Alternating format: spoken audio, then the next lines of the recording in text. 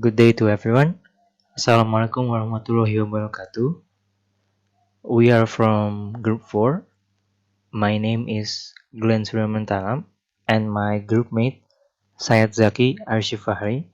Today we are going to presentate about the financial performance of PT Multibintang Indonesia. Okay, so first the background problem. Students were asked to find a manufacturing company balance sheet and income statement for the past 3 years. Then, we will analyze the financial performance of the company by horizontal analysis and vertical analysis. Next, we are going to compare with the best in class of the similar industry. Okay, so the company we choose is PT Multibintang Indonesia. It is a beverage manufacturing company that produces beer and soft drinks. This company has several products such as Bintang Beer, Heineken Beer, Green Sense, and etc. Next, a balance sheet is a financial statement that shows the assets, liabilities, and owner's equity of a business at a particular date. The purpose of a balance sheet is to give interested parties an idea of the company's financial position, in addition to displaying what the company owns and owes. Income statement is a financial statement that summarizes the operating results of the business by matching the revenue earned and expenses incurred to earn that revenue during a particular period of time. Income statement is important because it clearly states whether a company is making a profit. So this is the formula to calculate horizontal analysis. Calculating the percentage of change equals to the amount in year 2 minus amount in year 1 divided by amount in year 1 times 100%. While for the vertical analysis, to calculate the percentage of item is equal to the item amount divided by base amount times 100%. We conduct the horizontal analysis and vertical analysis by using Microsoft Excel. You can see here this is the column for the change from 2017 until 2018, the value, this is the percentage of it, this is the change value from 2018 until 2019, this is the percentage of it. Okay, so for the current assets, it changes by 14.85%, and then it changes by 2.73%. PP&E net changes by 0.35%, then minus 3.82%. Other assets change by 0.45%, then change by minus 59%. Total assets change by 14.13%, and then minus 5.38%. Current liabilities change by 21.07%, then 0.62%. Long-term liabilities change by minus 16.88%, then positive 13.43%.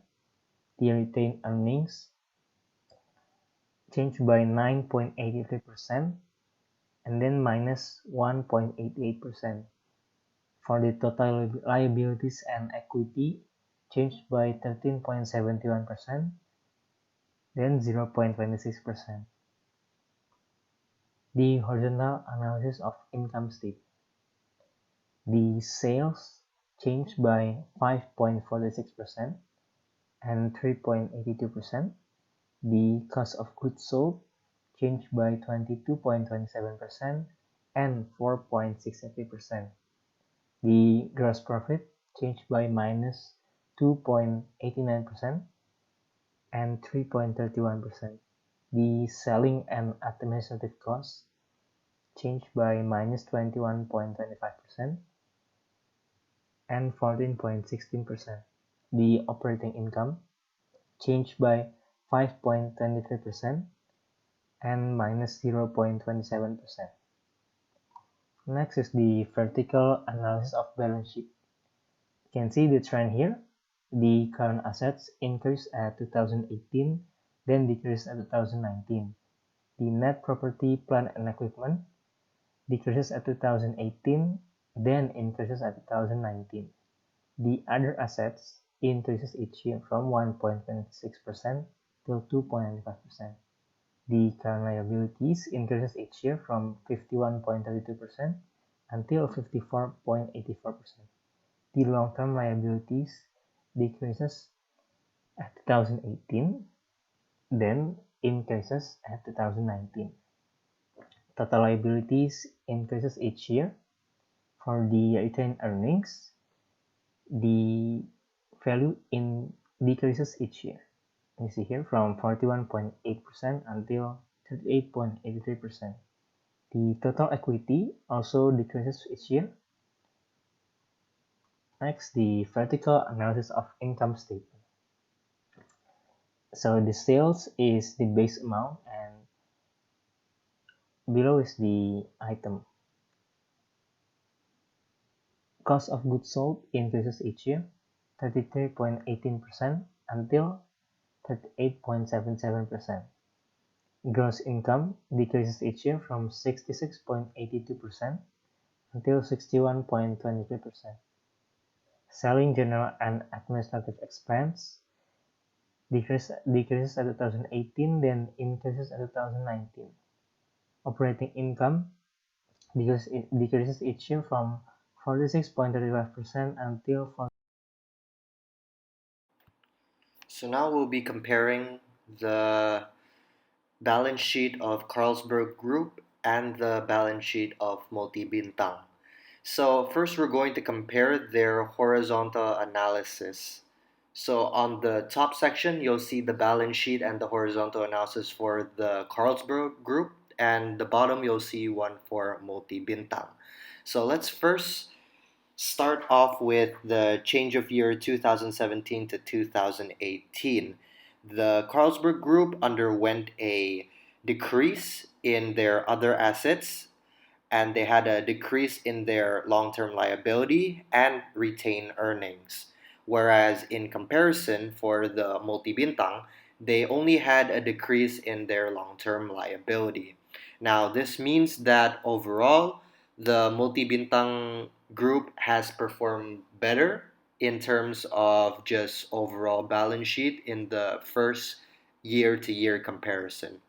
If we move on to the second comparison, which is the change of year 2018 to 19, we see now a more different aspect as before, where Multibintang Group is severely at a loss. We can see that there are more red highlights, meaning a loss, in their PP&E net assets, their other assets, and their total assets. And overall, their retained earnings also decrease. So this tells us that while the balance sheet of the Carlsberg Group may be significantly underperforming in their first year comparison, 2017 to 2018, they're better than Bintang Group in the next year. So now we move on to the horizontal analysis comparison in terms of income statement. We see that there's a better outlook for the income statement for Carlsberg Group in the 2017-18 and also in the 2018-19. So the sales percentage of for both companies is increasing with positive value. The cost of goods sold for both companies is increasing with positive value, and the gross profit percentage of change for Carlsberg is increasing with positive value, while Multibintang Group decreases and then increases the next year. And the selling and administrative percentage of change for the Carlsberg Group is increasing and then decreasing the next year, while Multibintang is the opposite, decreasing in its first year comparison and then increasing in its second year. So the next, we're going to compare the vertical analysis of both.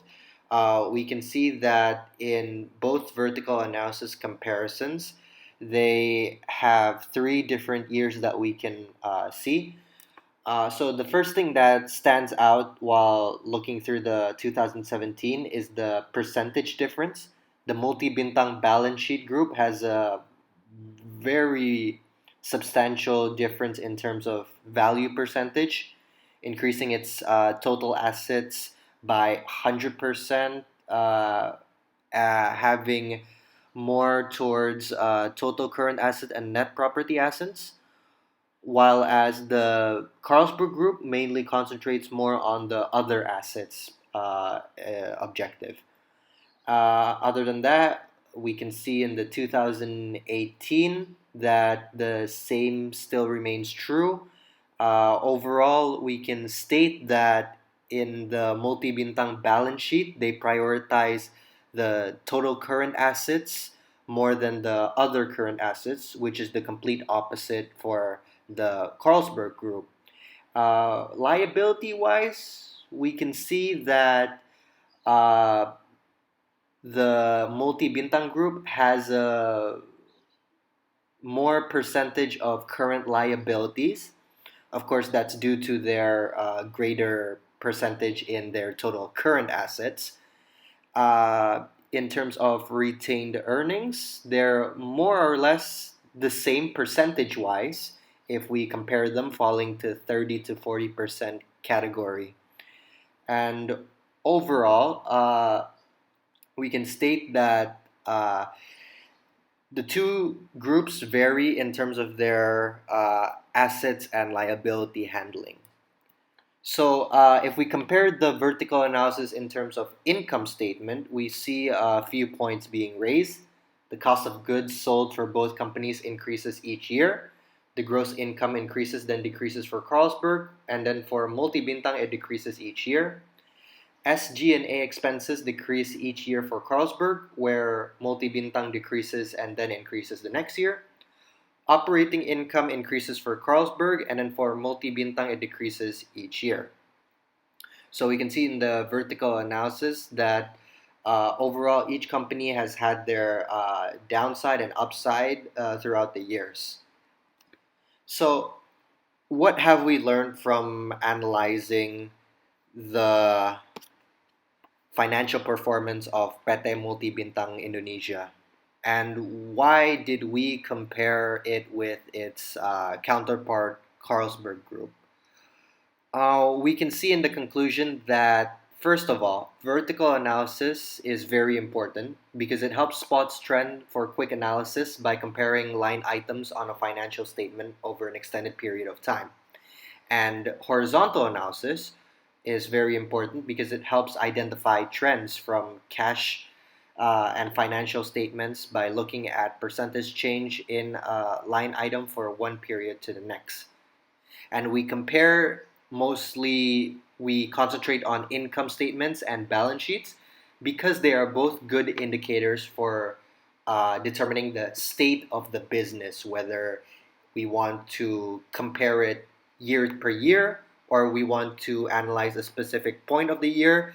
It's very important to do that.